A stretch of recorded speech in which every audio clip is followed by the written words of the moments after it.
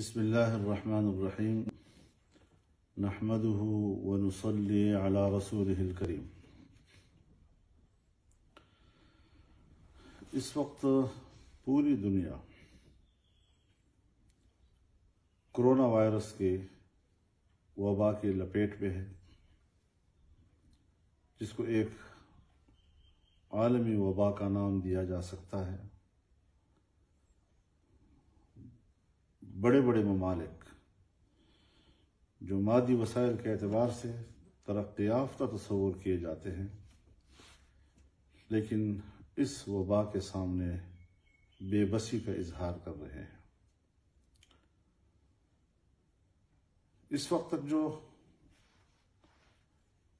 World health organization نے WHO نے اعداد و شمار شائع کیے ہیں، اس وقت تک 2,94,110 لوگ اس مرض کا شکار ہو چکے ہیں اور 12,944 افراد لقمۂ اجل بن چکے ہیں۔ اتنی بڑی تعداد میں اس مرض کے ہاتھوں انسانی جانوں کا تلف ہو جانا ایک بہت بڑا انسانی سانحہ ہے۔ اس وقت علماء ہوں یا اطباء اور ڈاکٹرز ہوں، انسانیت کی خدمت اور رہنمائی میں مصروف ہیں۔ علماء روحانی علاج اور اس حوالے سے احتیاط سے لوگوں کو آگاہ کر رہے ہیں اور رجوع الی اللہ کا درس دے رہے ہیں، توبہ و استغفار کی ترغیب دینے میں مصروف ہیں، جبکہ ہمارے ڈاکٹرز اور اطباء علاج معالجے اور احتیاطی تدابیر اختیار کرنے کے لیے مصروف عمل ہیں اور آئے روز وہ اپنی ہدایات جاری کر رہے ہیں۔ اس وقت تک اس مرض کا علاج تو دریافت نہیں ہو سکا ہے، تو ظاہر ہے کہ پھر سوائے پرہیز و احتراز اور احتیاط کے طریقے تعلیم کیے جا رہے ہیں اور اسی پر عمل کرنا پوری انسانیت کے لیے ناگزیر ہو چکا ہے۔ لوگوں کے باہمی اختلاط اور اکٹھ جمگھٹے سے روکنا، گھروں میں تنہا رہنے کی تعلیم، تمام وہ ہدایات ہیں جو انسانی زندگی کو بچانے کے لیے کیے جا رہے ہیں، اور یہی ہماری شریعت مطہرہ کا تقاضا بھی ہے۔ ایسے حالات میں اقوام عالم ہر طرح کے نقصانات کو برداشت کر رہے ہیں، کیونکہ انسانی جان سے زیادہ اور کوئی قیمتی چیز نہیں ہے، اور اس کے بچاؤ کے لیے تدابیر ہر قوم کی اولین ترجیح ہے۔ ان تعلیمات پر عمل درآمد اور احتیاطی تدابیر کو اختیار کرنا ہر فرد پر لازم ہے، اور اس حوالے سے ہمیں اپنے ماہرین طب اور پھر اس حوالے سے اگر ہماری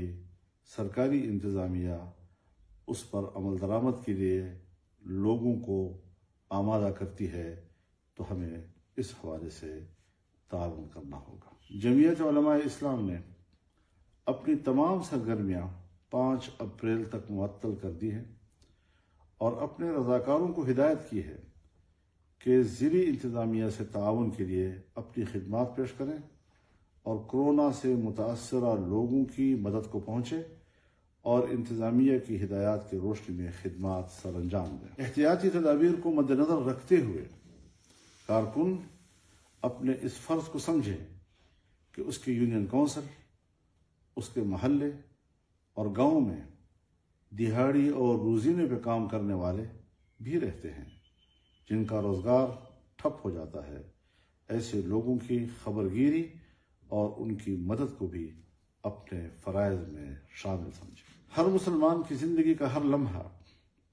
توبہ و استغفار اور رجوع الی اللہ سے مالا مال رہنا چاہیے، مگر ان خاص حالات میں اس کا خاص اہتمام بھی ہونا چاہیے۔ ہم جب ایسی بات کرتے ہیں تو زیادہ تر ہماری نظر لوگوں کی انفرادی لغزشوں پہ ہوتی ہے، اور ایسا تاثر ملتا ہے کہ ہر شخص اپنی انفرادی گناہ کے لیے اللہ سے مغفرت طلب کرے، توبہ و استغفار کی طرف جائے۔ یقیناً یہ اپنی جگہ پر اہمیت رکھتا ہے، اس کا انکار نہیں، لیکن ہماری نظر قومی سطح پر آزمائشوں کا اصل سبب بھی جاننے پہ ہونا چاہیے کہ عالمی سطح پر، قومی سطح پر جب ہم اس قسم کی آزمائشوں سے دوچار ہوتے ہیں تو اس کا بنیادی سبب ہمارے اجتماعی گناہ بھی ہوا کرتے ہیں۔ 70 سال سے زیادہ عرصہ بیت چکا ہے، ہم من حیث القوم قرآن و سنت کی روشنی میں مملکتی اور قومی زندگی گزارنے کے لیے تیار نہیں ہو رہے۔ ایسی بڑی تقصیر کے مرتکب صرف عام آدمی ہی کیوں بلکہ ہمارے ریاستی اور قومی ادارے اور ہمارے حکمران بھی اللہ کی تعلیمات کی روشنی میں ملک کی قیادت کرنے کے بجائے عالمی آقاؤں کی پیروی میں زندگی کو گزارنے کو اپنی بڑی کامیابی سمجھتے ہیں۔ آئیے ہم من حیث القوم اس جرم کا اپنے رب کے سامنے اعتراف کریں اور اس کے ازالہ کے لیے قومی یکجہتی کا مظاہرہ کرتے ہوئے اپنے نئے مستقبل کو مرتب کریں، نئے مستقبل کو تشکیل دیں۔ ہمارے ادارے، ہماری جماعتیں، ہمارے حکمران ہر سطح پر اگر ہم نے غلط فیصلے کیے ہیں اور قومی سطح پر کیے ہیں